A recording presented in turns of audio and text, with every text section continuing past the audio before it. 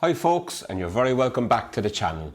In case you haven't been here before, my name is Frankie Carroll and you're more than welcome. Today in this video we're going to be discussing sunglasses. Well, not these kind of sunglasses, but sunglasses for your GoPro. In other words, ND filters. And the why and when you use them. So let's take a look and see if we can solve the question that everybody's been asking.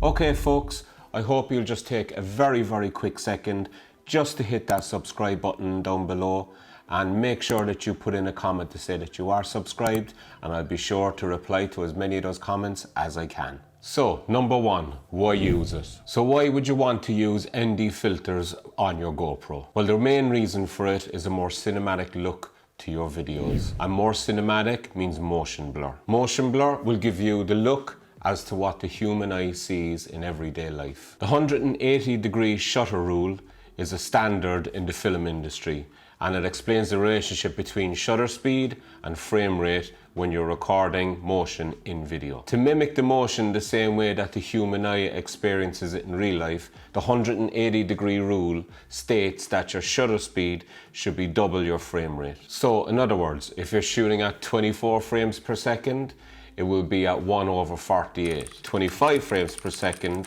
like we are here in Europe, double your frame rate will be 1/50. 30 frames per second, like the likes of social media, it will be at 1/60. And 50 frames per second will be 1/100. 60 frames will be 1/120. And so on. Number two, the camera setup. So we have to set up the camera in the best possible way to control the exposure on the GoPro, while also keeping to that 180-degree rule. There are three ways that you can control your exposure in your GoPro camera. So the first way is going to be aperture, B is going to be ISO, and C is shutter speed. So let's take a look at aperture. Aperture in most cameras is used to give more depth of field. In other words, blurry backgrounds, which is used also for a more cinematic look. The lower the aperture also brings in more light into your sensor. The problem with the GoPro Hero 11 is that we have a fixed aperture of f2.8, so we have no control over that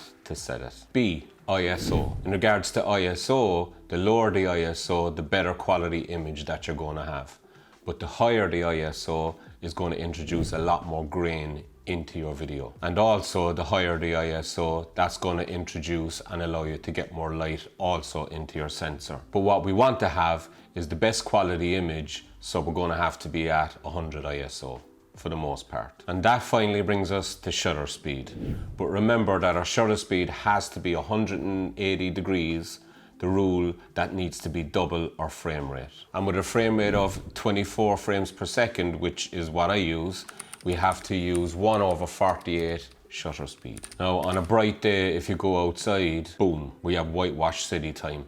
It's going to be way too bright. So just like the human eye, when things get too bright for us, we put on our sunglasses. So this is where our ND filters come into play, which brings us on to number three. When do we use an ND filter? On a very bright day, you may have to use the ND32. And on a not so bright day, you're probably going to get away with an ND8. The best way for you to tell is by looking at your screen on the back of the GoPro. If you're unsure, then use a lower ND filter, because you can always recover the shadows, but it's a lot harder to recover highlights if the image is all blown out. And number four, which ND filters should you buy? Now the company that I use for my ND filters for my GoPro Hero 11 is a company called Polar Pro. So they do a cinema set that they have here, and basically that cinema set comprises of an ND8, an ND16 and an ND32. It comes on an absolutely fantastic packaging. Really nice product, and what they do is they actually replace your GoPro's current lens that's actually on there. So if you see on the GoPro here itself, it's got a lens that's on here. So what you do is basically you pull that out, twist it, and it comes off, and then you take your ND filter and you put that on at an angle and just make sure you got a tight seal on it. Now it is supposed to be waterproof, but it's not something that I'd be taking an ND filter underwater anyway, as a general rule. And on it will fit just like that. Now another great option that I came across recently, and it's quite a cheap option. So because I do have a lot of 52mm for my camera when I take photographs, I got some 52mm filters that I used, or that I used to use a lot. I don't use them right now. So I came across this little product online, and the name of the company, it was on Amazon, and it's Pulse. This was only about, I think it was like about 12 euros or something like that. That's actually what it is right there. So that's it. And basically what happens is it goes over your existing lens that you've got on your GoPro.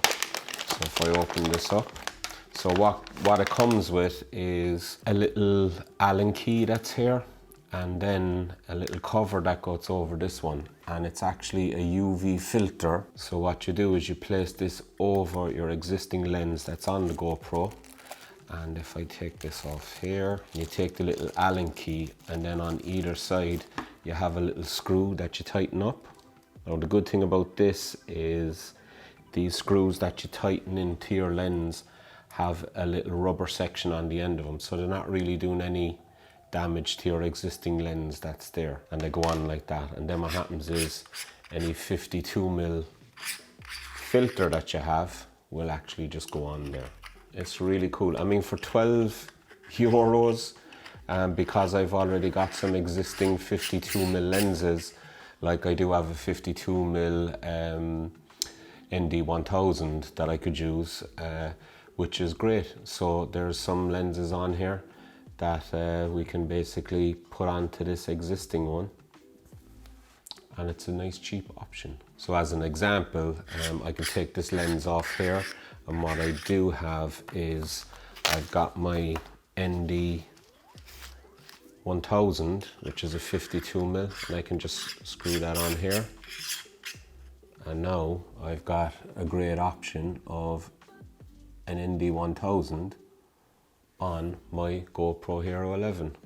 So that's really cool, and at 10 or 12 euros just for that, it's really great value. So I'm going to put a link in the description for both the Polar Pro set of lenses and also for this little adapter that you can put on it. So quite a good option. Okay folks, so I do hope you got something from this video. If you did, don't forget to hit the like button, and also make sure that you're subscribed. I really would appreciate that. So hopefully I'll see you all again the next time, and don't forget to join me back here on the channel for the next video. Have a great day folks.